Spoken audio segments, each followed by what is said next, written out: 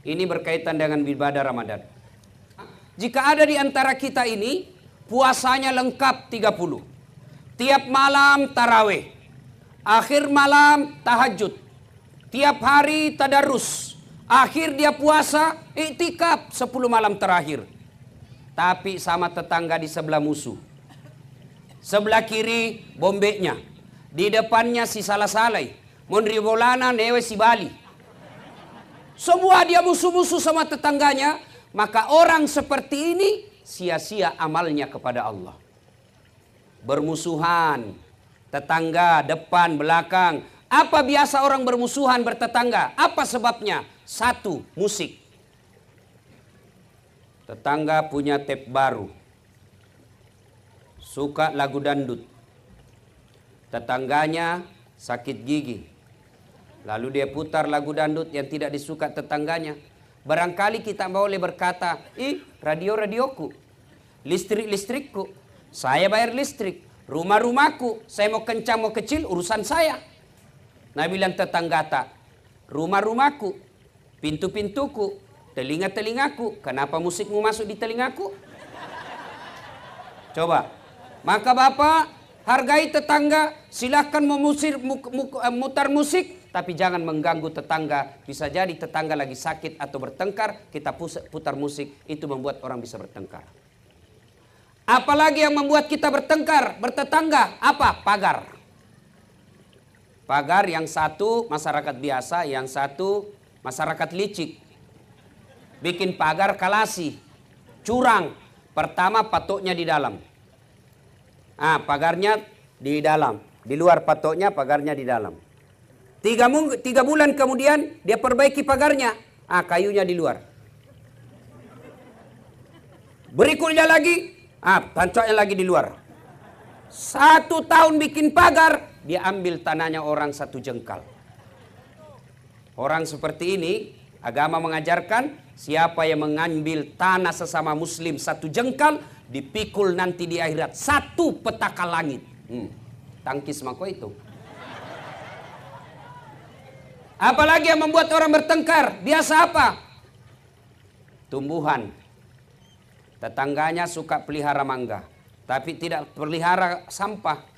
Ya, tanam mangga besar, akhirnya mangganya nyebrang ke pagarnya tetangga. Akhirnya apa? Daun dan sampahnya yang nyebrang, tetangganya yang bersihkan. Menurut fikih hukum Islam, daun yang nyebrang ke sebelah, pohon yang ranting menyeberang ke sebelah, maka itu halal buat tetangga. Kenapa? Karena tetangga yang kasih bersih itu daun-daun sampahnya kita punya mangga. Tuh kalau sampah menyeberang. Nah, bila mahasiswaku, kalau istrinya tetangga Ustaz, bagaimana? Halal juga sebenarnya. Lain itu cilaka. Beda. Bapak saudara-saudara sekalian, apalagi yang membuat kita bertengkar tetangga? Apa? Tumbuhan, ternak. Tetangga pecinta bunga. Wah banyak. Apa yang mahal-mahal itu? Kembang cinta dan lain sebagainya. Nah tetangganya hobi tanaman. Dia bagusinlah tanamannya. Tetangganya pelihara kambing. Tidak diikat.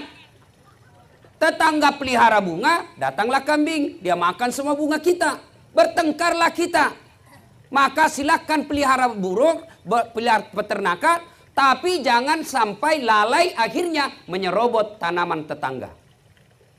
Apalagi yang kadang-kala membuat kita bermusuhan dan tetangga. Apa? Anak. Anak kita nakal, anak sebelah sabar. Bertengkar, orang tua ikut campur. Maka ibu bapak saudara-saudara sekalian, dengar baik-baik. Pesan Nabi. Dengar baik-baik. Atadruna manil muflis. Saudara-saudara sekalian, kau tahu siapa yang bangkrut di akhirat kelak? Tahu tidak siapa yang pailit di akhirat kelak? Bangkero imatoko akhirat. Semoga kau tahu. Macam-macam jawaban sahabat. Yang tidak sholat ya Rasul. Wah dia sholat, bagus sholatnya, rawatibnya juga cocok. Yang tidak puasa Ramadan ya Rasul. Dia puasa, Senin Kamis lancar. Yang tidak bayar zakat ya Rasul. Oh lengkap zakat hartanya, zakat fitrahnya. Yang tidak haji padahal mampu. Oh dia sudah haji, tiap tahun dia pergi umroh. Kalau begitu, siapa yang bangkrut ya Rasul? Nabi menjelaskan, jarusu wa khati'ur rahim. Tetangga yang sahat sama tetangganya dan yang memutuskan persaudaraan. Coba. Heran sahabat. Kenapa bisa bangkrut? Dia bagus sholatnya, bagus puasanya, bagus hajinya, bagus zakatnya. Kok bisa bangkrut? Nabi menjelaskan, betul. Hubungannya kepada Allah baik, tapi hubungannya kepada manusia hancur, maka amalnya kepada Allah habis hanya untuk bayar dosa-dosanya kepada manusia. Maksudnya apa ya Rasul? Dia setorlah pahalanya. Ya Allah, ini sholatku. Datang tetangganya, tunggu dulu. Saya pernah bertetangga di kampung apa namanya? Nah ya itu.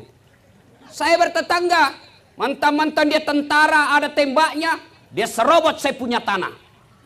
Gara-gara tanahku diambil 1 meter, saya tidak punya got. Setiap hujan, banjir rumahku. 4 tahun saya selalu kebanjiran. Saya minta keadilan ya Allah. Saya mau lawan waktu itu, begitu saya mau maju, dilihat pakai loreng, ada tembak, nah mundur lagi. Akhirnya Allah berfirman, hari ini hari seadil-adilnya pembalasan. Silakan kau ambil salatnya orang yang pernah ambil tanahmu. Sudah, habis sholatnya. Setor lagi puasanya. Ya Allah, ini puasaku. Datang tetangganya, tunggu dulu. Saya juga pernah bertetangga situ di Polres. Kenapa? Dia fitnah saya. Katanya anakku ya lurus rambutnya. Bukan anaknya suamiku. Karena suamiku keritin rambutnya. Dia tidak tahu anaknya lurus rambutnya karena sudah direbonding. Gara-gara fitnahnya satu komplek memusuhi saya. Hilang saya punya martabat. Saya minta keadilan. Allah berfirman, hari ini memang hari seadil-adilnya. Ya sudah, ambil dia punya puasa. Sudah habis salat, habis juga puasa.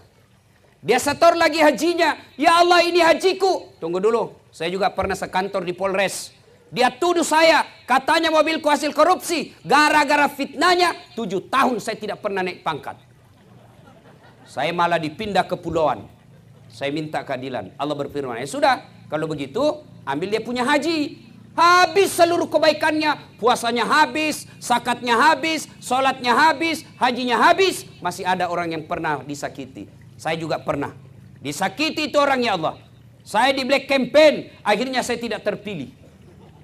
Saya difitnah kiri kanan, saya habis uang. Tidak ada yang pilih saya, gara-gara fitnahnya.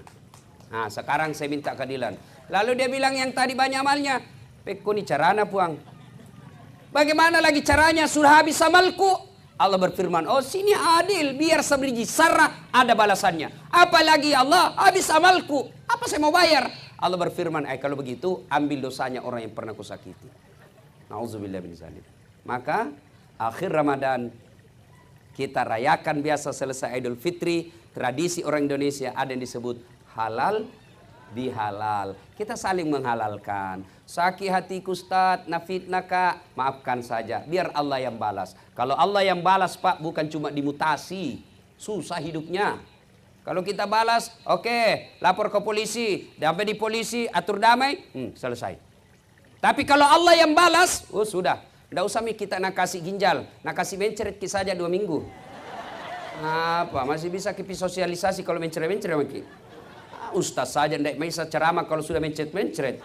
Begitu baru 10 menit mau keluar. Tidak bisa lagi Pak ditahan. Coba.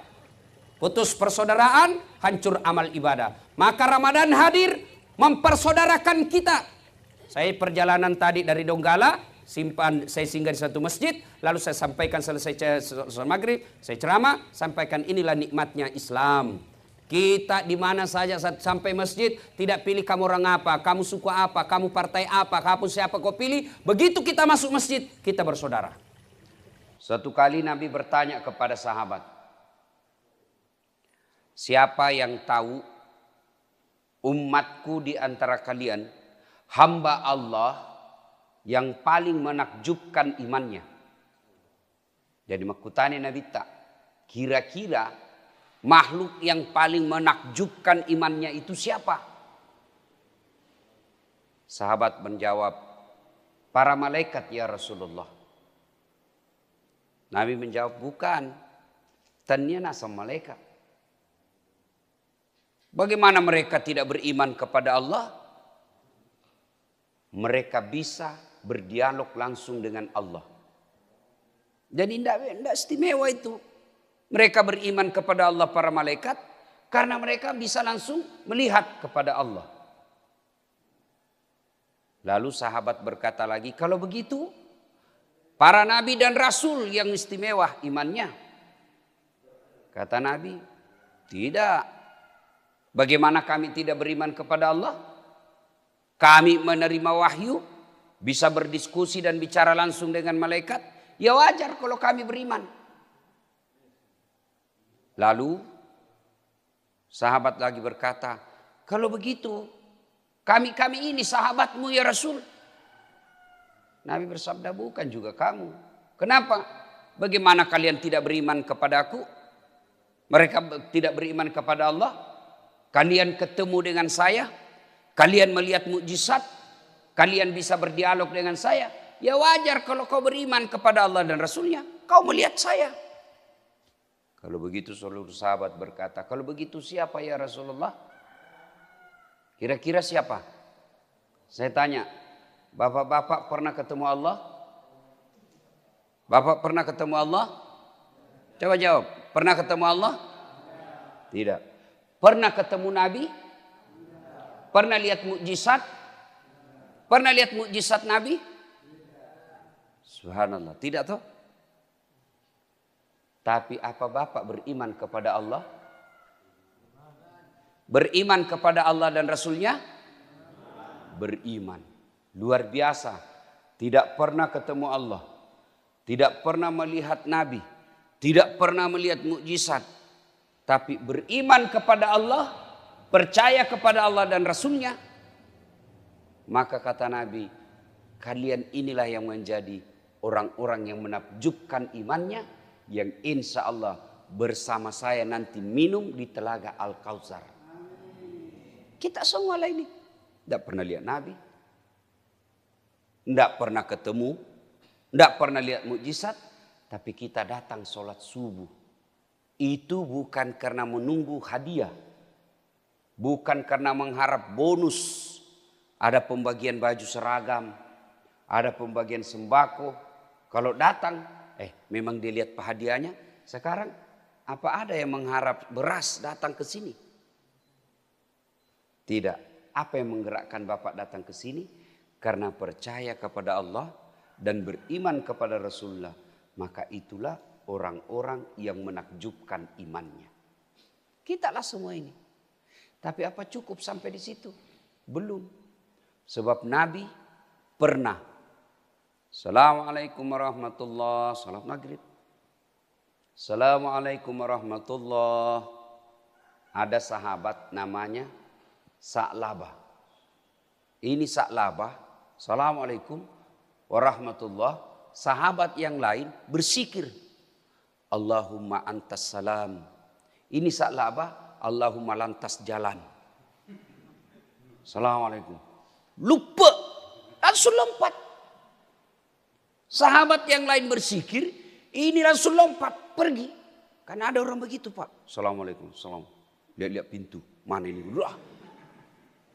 Dan yang paling menjengkelkan lagi, dia ambil saf paling depan, baru assalamualaikum, langsung pergi. Karena dia bilang tidak ada doa bersama. Ada kan yang begitu? Itu tidak beradab. Kalau Bapak tidak mau doa bersama, tidak mau bersikir bersama selesai sholat, tolong hargai orang yang mau sikir. Gimana caranya? Di belakanglah kau duduk supaya kau tidak halang-halangi orang yang main. Kamu coba lihat, ada itu yang begitu Pak toh. Assalamualaikum, langsung lupa. Kau tidak hargai orang tua yang ada di sampingmu. Mu polo-polo. Itu orang-orang tidak beradab itu. Biar hebat ilmumu, kalau kau tidak beradab, tidak ada nilaimu di hadapan Allah. Karena Nabi jelaskan, hairun nas anfa'hum linnas. Paling baik di antara kalian yang paling bagus manfaatnya. Kau rugikan orang, kau injak-injak. Bahkan Nabi ditanya, untuk apa kau datang ke muka bumi ya Rasul? Untuk apa kau diutus ke muka bumi? Kata Nabi, mencerdaskan kehidupan bangsa. Bukan. Memberantas kemiskinan. Bukan. Untuk apa? Liutammimal makarimal akhlak, memperbaiki akhlak. Kira-kira kalau Bapak assalamualaikum masih sikir-sikir tiba-tiba dipotong, tersinggung apa tidak? Tersinggung apa tidak? Tersinggung Pak. Mau kurang jarak nih ya. Maka kalau Bapak Ibu tidak mau bersikir setelah sholat, tidak mau bersikir bersama, Ya sudahlah, di belakanglah duduk, di belakanglah ambil saf supaya Anda tidak melukai perasaan sesamamu muslim. Nah, ini Sa'labah, Assalamualaikum warahmatullahi wabarakatuh, lompat. Dilihat sama Nabi. Sa'labah ini tidak tahu bersikir-sikir.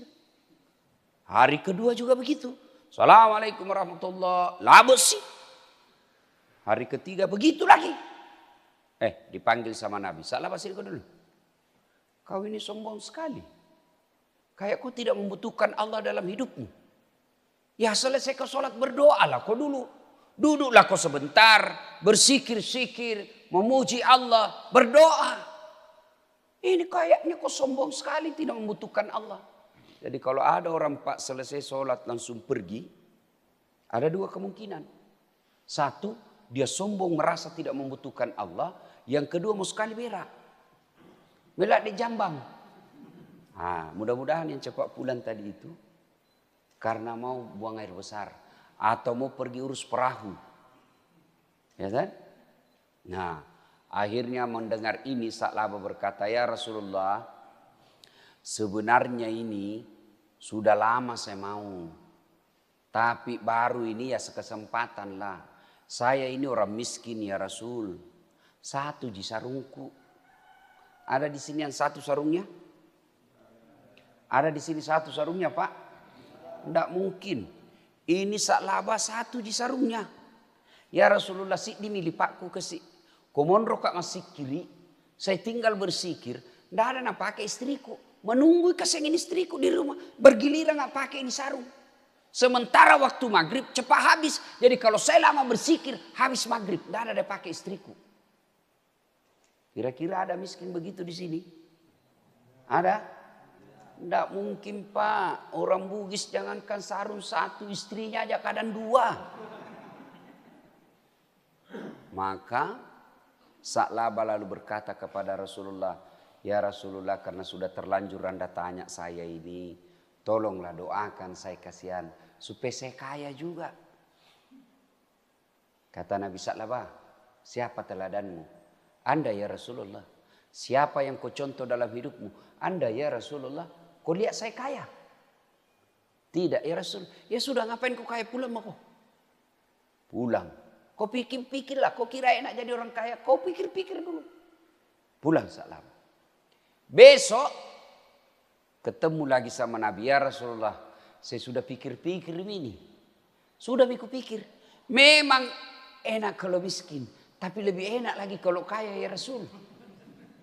Kalau saya kaya ya Rasul. Alhamdulillah. Ada bisa rungkut dua. Istriku bisa bersikir dulu. Kalau saya kaya ya Rasul. Saya bisa beli kambing untuk kurban.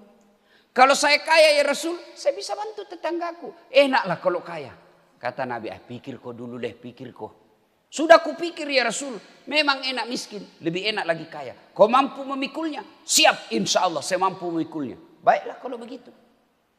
Akhirnya Nabi doakan. Nabi kalau doakan pasti diterima Pak. Ya Allah bukakan pintu rezekinya, murahkan rezekinya. Sudah didoakan, Nabi kasih Alqamah, Alqamah ini, Sa'labah. Nabi kasih Sa'labah. Kambing, seekor kambing betina yang hamil tidak ada suaminya. Kambing Pak, hamil, tidak ada suaminya. Pernah lihat kambing di sini hamil tidak ada suaminya? Pernah? Ya biasa namanya juga kambing. Masa ada kambing akad nikah? Saksi das atlatif. Kambing nikah. Kambing. Tapi biasa namanya kambing Pak. Tapi sekarang zaman modern, banyak juga cewek mau saingan sama kambing. Hamil tidak ada suaminya. Bembe. Ya? Nah pulang. Dikasihlah kambing hamil. Subhanallah dengan izin Allah. Dari satu ekor menjadi beberapa ekor. Dari beberapa ekor menjadi puluhan ekor. Mulailah sibuk Sa'labah. Yang tadinya belum azan sudah di masjid. Ini kamak nih baru datang. Dah bilang Nabi, nak kena ni abalak Sa'labah. Lewat. Dulu waktu belum ada perahunya, Belum azan sudah ada di masjid. Sekalinya sudah ada perahunya. Sudah kamu baru datang. Sibuk nih ngurus ilopinna. Akhirnya apa? Makin hari dari puluhan ekor menjadi ratusan ekor. Akhirnya apa? Bukan lagi kamak dia datang. Masbuk nih. Masbuk Pak. Sudah rakaat terakhir baru datang. Dalam hati Nabi Nah kena tongannya wala. Karena betul sudah ini musibah Sa'labah. Lama-lama makin banyak kambingnya. Tidak muncul Sa'labah. Tidak muncul sama sekali berjamaah. Lalu Nabi bertanya, saudara-saudara sekalian, ada yang lihat Sa'labah? Tidak ya Rasul, sibuk ngurus kambing.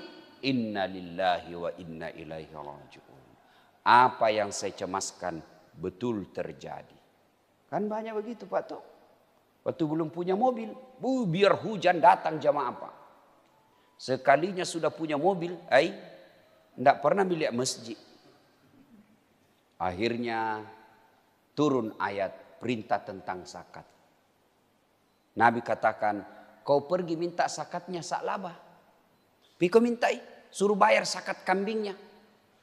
Pergilah sahabat. Assalamualaikum warahmatullahi wabarakatuh. Waalaikumsalam warahmatullahi wabarakatuh. Kau, ya Sa'labah, kami diperintah Rasulullah untuk mendatangimu minta zakatmu. Minta kau keluarkan kambingmu. Apa kata Sa'labah? Apa? Nabi minta kambing, bayar kau zakatmu. Enakmu. Saya setengah mati urus ini kambing. Siang malam saya urus. Gara-gara ini kambing saya tidak datang ke masjid. Kamu datang minta-minta. Siapa kamu? Lapor sama Nabi. Inna lillahi wa inna ilaihi raji'un. Nah kena tongannya balak Sa'labah. Datang 2 kali. Tidak bayar zakat. Datang ketiga kalinya penagih zakat. Tidak mau. Akhirnya wafat Rasulullah. Tidak pernah bayar zakat Sa'labah. Ada yang terlupa. Sebelum wafat Rasulullah turun perintah Quran. Informasi banyak di antara kalian sebelum dia kaya hamba Allah. Tapi setelah kaya menjadi hamba harta. Wetuna rodega ga waramparana. Maraji mas sempajang. Si sekalina mega waramparana. Nalupai ni punga Allah Ta'ala. Lebih nasompa ni waramparana. Ayat ini disampaikan kepada Sa'labah. Sa'labah, baru ayat turun. Kamu nak kena ini. Kau je orang Madinah begini. Sa'labah kemudian istighfar. Astagfirullah. Dia ambil hartanya kambingnya. Dia kirim datang kepada Nabi. Ya Rasulullah terima zakatku. Apa kata Nabi Sa'labah? Sudah bawa mi pulang itu kambingmu. 3 kali saya pergi. Utusanku 3 kali itu sahabatku kau suruh tapi kau tidak mau bayar. Sudah kau kasih malu saya. Bawa itu. Andre. Kalau orang Bugis, Andre kau lah wajah. Andre mana nih? Mau kau pulang. Wafat Rasulullah. Sa'labah datang bawa zakatnya kepada Umar. Abu Bakar. Abu Bakar kata, mana saya berani? Nabi tidak terima. Apalagi saya tidak berani saya. Wafat lagi Abu Bakar diganti oleh Umar. Ya Amiral Mukminin terima zakatku. Kata Umar, Nabi tidak berani terima. Abu Bakar tidak terima. Mana saya berani. Akhirnya gelisah Sa'labah.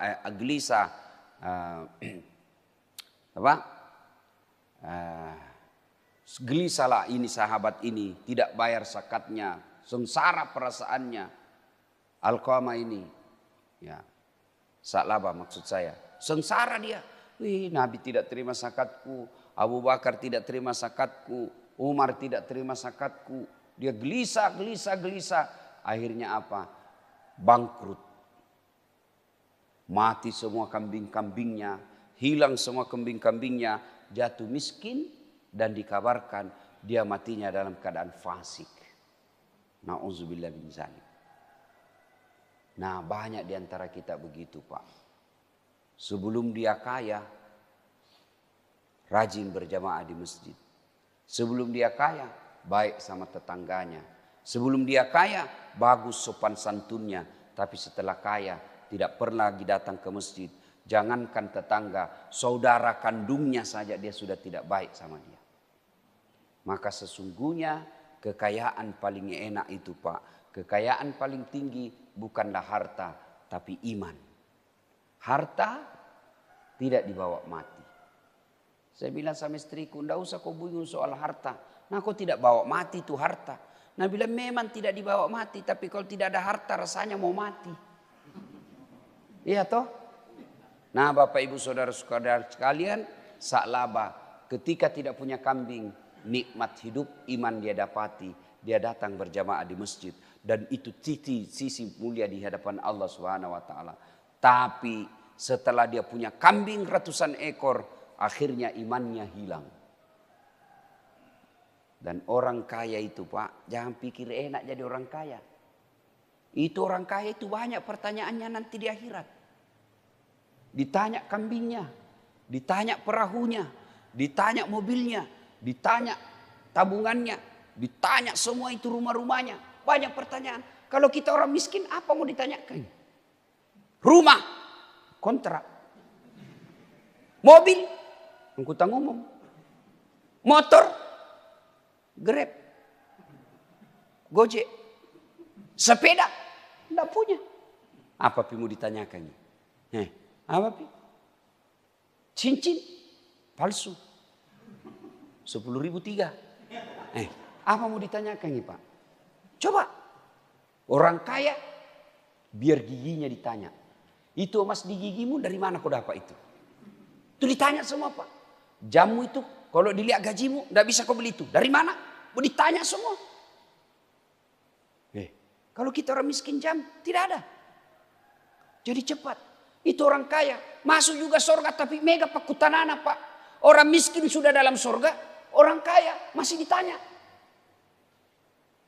Jadi ada cerita. Tersangka pertama maju. Maju. Nama Inem. Pekerjaan pembantu rumah tangga. Gaji. Hartamu kau dapat dari mana? Gaji bulan-bulan. 1,5 juta. Jadi pembantu. Tuhan sebenarnya tidak ada cita-citaku jadi pembantu. Tapi karena tidak ada ijazahku, tidak ada sertifikatku, mamaku sakit di kampung, ya saya jadi pembantu supaya ada gaji saya belikan obat mamaku kasihan.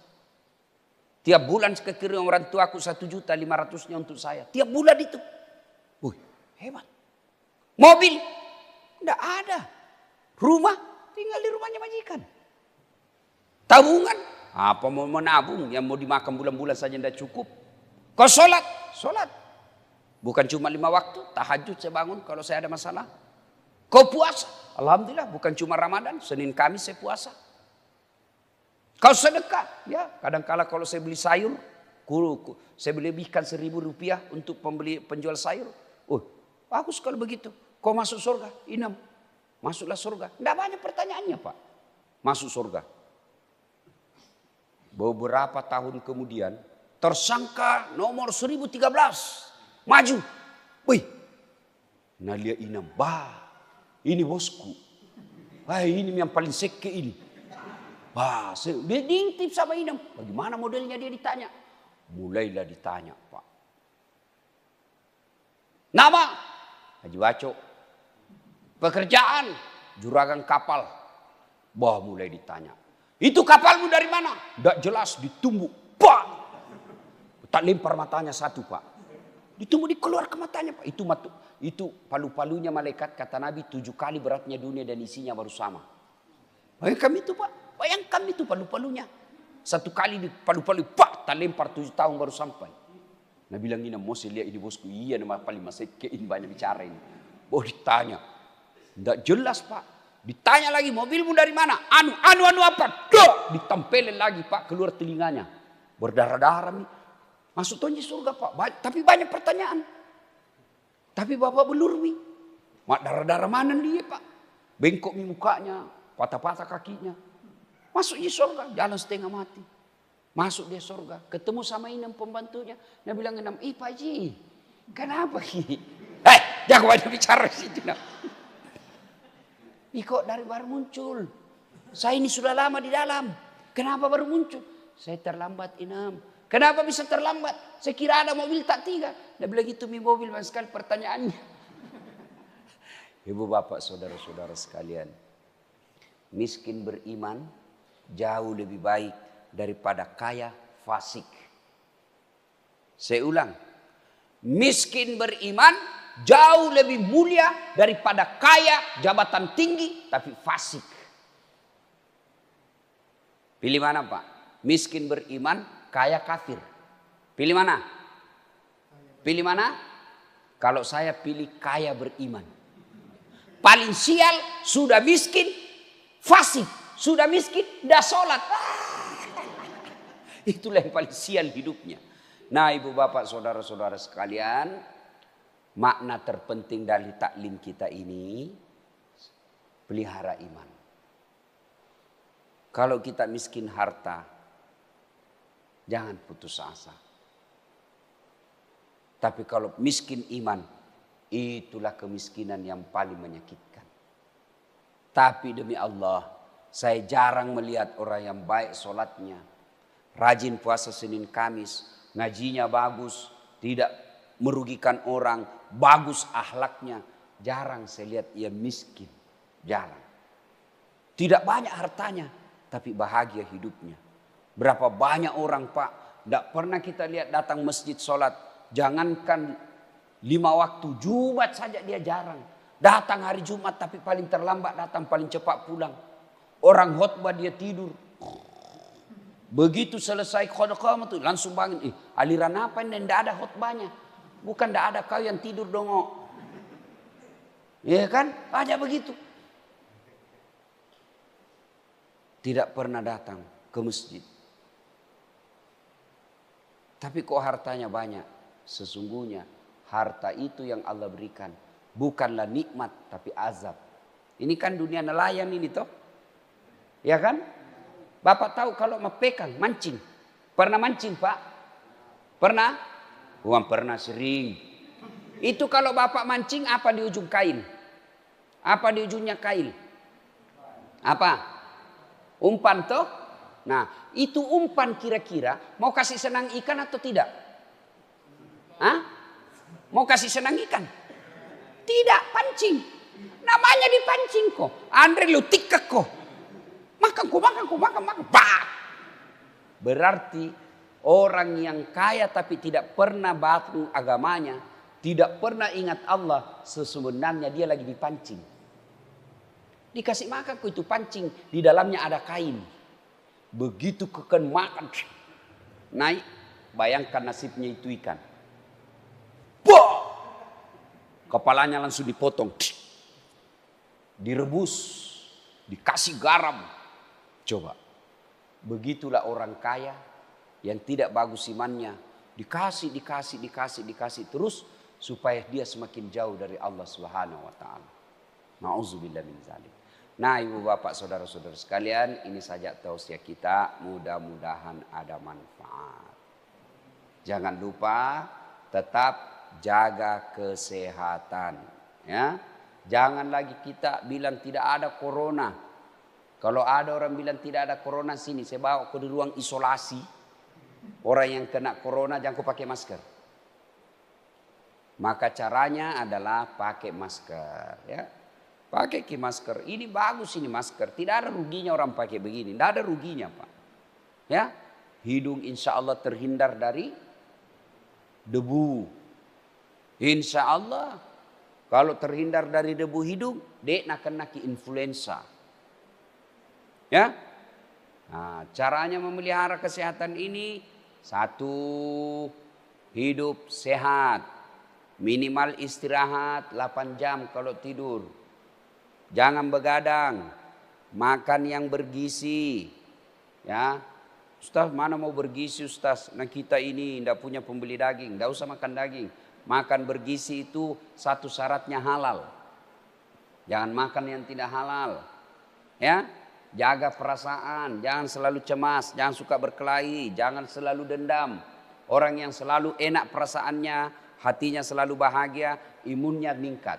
Kalau imunnya baik, maka biar masuk imun, biar masuk kuman, imun usir itu kuman. Imun itu daya tahan tubuh.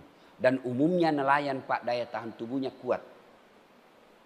Kuat dingin, kuat matahari, terendam air laut itu sumber obat.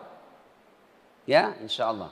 Nah, sudah itu jaga jarak, pakai masker, jangan pernah pegang tangan sebelum cuci tangan. Jangan pernah pegang muka sebelum cuci tangan. Insya Allah selebihnya bertawakal kepada Allah Subhanahu wa taala. Ibu Bapak, demikian kita tidak buka sesi tanya jawab sebab saya harus ke bandara jam 7 dan saya harus pulang dulu mandi, prepare, persiapan dan lain-lain sebagainya. Insya Allah lain waktu dan kesempatan. Terima kasih seluruh mana saya dengar di sini banyak orang Bugis, ya. Jaga marwah dan harga diri orang Bugis, ajak tama pakai sirik-sirik ko kampung atau we. Ya. Orang Bugis itu insya Allah kalau dia pergi merantau umumnya sukses dan dermawan. Jangkit sekek di, karena tidak ada orang suka itu orang sekek. Bahkan orang sekek sekalipun tidak nak suka juga itu orang sekek. Dia bilangnya kok piru mana mas sekek, padahal dia juga mas sekek. Itu jelek itu sifat sekek ya. Nah, ciri-cirinya orang dermawan itu di satu negeri, kalau masjidnya bagus berarti orang yang ada di kampung itu dermawan. Tapi kalau masjidnya jelek, itu mas sekek mega tuh. Alhamdulillah masjid tak bagus. Tinggal ini kubahnya mau diperbaiki. Nah ini kubahnya. Ini kubah kalau tidak bagus, nah bapak mati orang yang baik rumahnya, nah cari kau nanti Tuhan. Kenapa itu? Nah sapa aku pengalat ta'ala. Iko nanti kau biarkan itu kubah masjid kau tidak beres. Nah kau yang ketawa saya serius ini. Ya, mudah-mudahan ada manfaat. Terima kasih. Lebih dan kurangnya mohon dimaafkan. Assalamualaikum warahmatullahi wabarakatuh.